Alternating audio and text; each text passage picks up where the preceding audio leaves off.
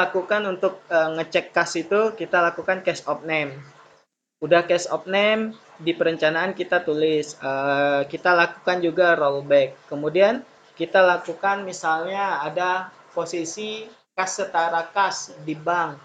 Kita sebutkan di situ, kita akan melakukan mengirimkan konfirmasi bank ke beberapa bank atau yang sesuai yang ada di laporan keuangan. Katakan bank XX. Nah, di perencanaan kita tulis akan melakukan konfirmasi bank. Nah, seperti itu. Jadi perencanaan itu fungsi utamanya dapat mempermudah proses kerja kita sebagai auditor, baik auditor internal maupun auditor eksternal. Bagaimana, Harni?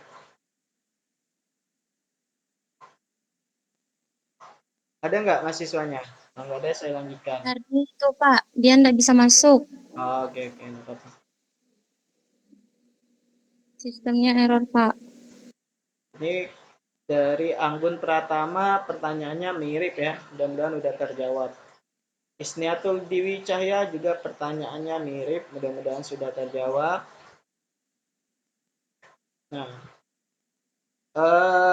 dari Amalia Lia, sebenarnya ini mirip dengan pertanyaan tadi, tapi coba saya jawab. Ingin bertanya, Amalia Lia ada? Oh, ada.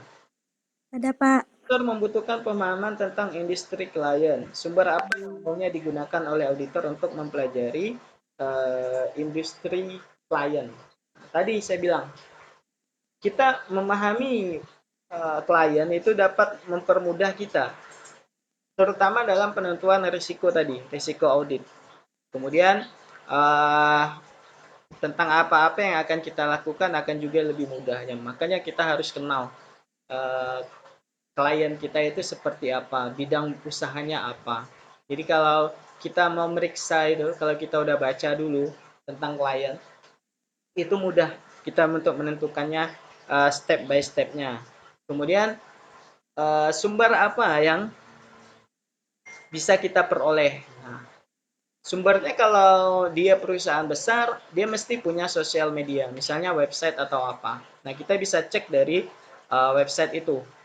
Kemudian kalau ternyata perusahaan itu nggak punya website atau apa, dia nggak punya alat untuk mempromosikannya, kita tinggal minta company profile-nya.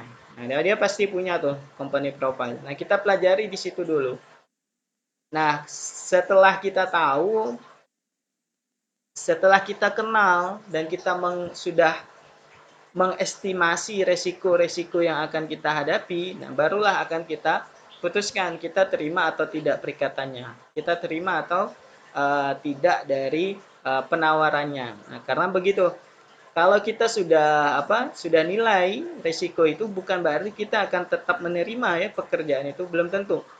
Misalnya ada perusahaan XX datang ke sebuah kantor akuntan publik, sudah kita nilai nih, kita sudah coba kenali perusahaannya. Nah, resikonya terlalu tinggi kalau kita ikut campur. Misalnya nih dalam kondisi bermasalah atau sedang panas-panasnya menjadi perbincangan publik atau yang lainnya. Ketika kita masuk sesuai dengan estimasi resiko yang kita lakukan sebagai auditor terlalu berisiko, nah kita bisa menolak perikatan itu. Jadi bukan berarti kita harus menerima. Tetapi kalau sebagai auditor internal tidak bisa kita menolak itu ya. Kita tetap harus bekerja dalam kondisi apapun. Misalnya perusahaan kita sendiri sedang ada masalah. Sebagai auditor internal kita tetap harus periksa. Beda dengan auditor eksternal. Nah itu ya Amalia ya. Bagaimana? Baik Pak, sudah jelas. Terima kasih Pak. Nah, apa dari Siti Khotijah? Jika kita menjadi auditor dari perusahaan yang sebelumnya menggunakan jasa auditor perusahaan lain, apakah kita dibolehkan mengaudit kembali laporan yang diaudit dengan alasan kurang percaya? Ada dua kondisi ya, Siti Khotijah. Misalnya, kalau dia dalam kondisi pada tahun yang sama, tahun periode yang sama, katakanlah tahun 2021 nih. Kap XX mengaudit perusahaan CYZ tahun 2021. Kemudian karena tadi alasan kurang percaya, CYZ datang lagi ke Kap yang lain untuk melakukan audit kembali. Nah, itu nggak boleh kalau di tahun yang sama. Itu melanggar etika profesi untuk sesama kantor akuntan publik. Nah, kapan dia boleh? Next year. Tahun depannya boleh. Misalnya, tahun 2021 dengan Kap XX, lalu 2022 kita diminta untuk mengaudit perusahaan itu boleh. Tapi kalau dalam satu periode yang sama, itu nggak boleh. Jadi kita harus tolak perikatan itu. Semua kantor akuntan publik akan menolak perikatan itu ya teman-teman. Karena kita sudah diatur oleh etika profesi akuntan publik. Nah, jadi apapun alasannya, kurang percaya atau apapun, itu kita sebagai kap lain nggak boleh untuk mengaudit satu perusahaan di satu periode yang sama. Kecuali periode yang berbeda, itu boleh-boleh saja. Gimana Siti Hotijah? Selanjutnya dari Tiana Merina.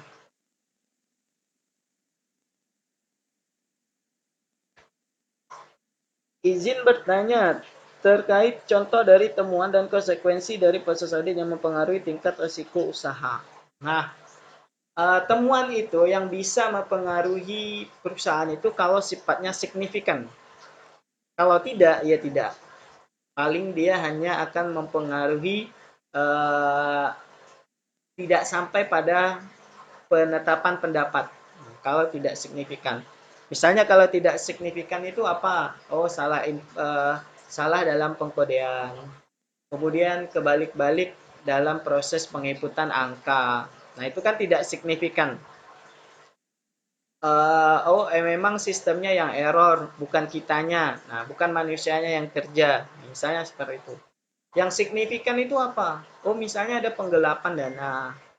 Ada dana yang keluar tapi tidak ada buktinya dan jumlahnya besar. Seperti itu.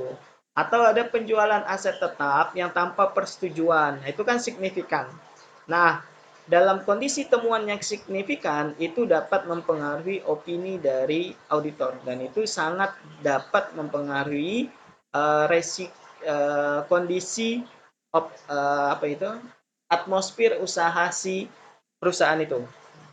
Tadi dalam dua kondisi, kalau temuannya sifatnya tidak signifikan, maka itu tidak akan mempengaruhi apa-apa. Tetapi kalau sifat temuannya signifikan, nah itu akan mempengaruhi atmosfer usaha si klien. Bagaimana? Paham, Pak. Penjelasannya. Oke. Selanjutnya,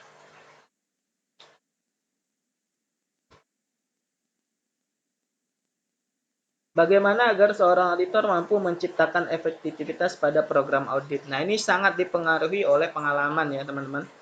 Makanya yang bisa menyusun rencana itu hanya senior. Kemudian di ACC oleh manajer.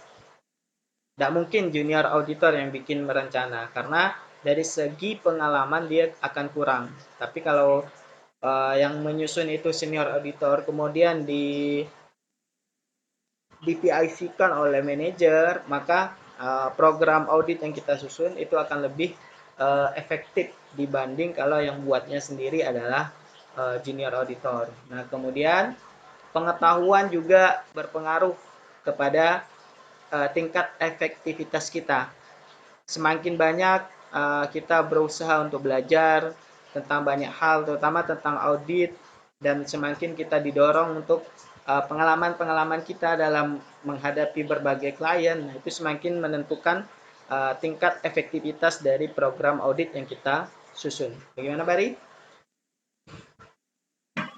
Paham, Pak.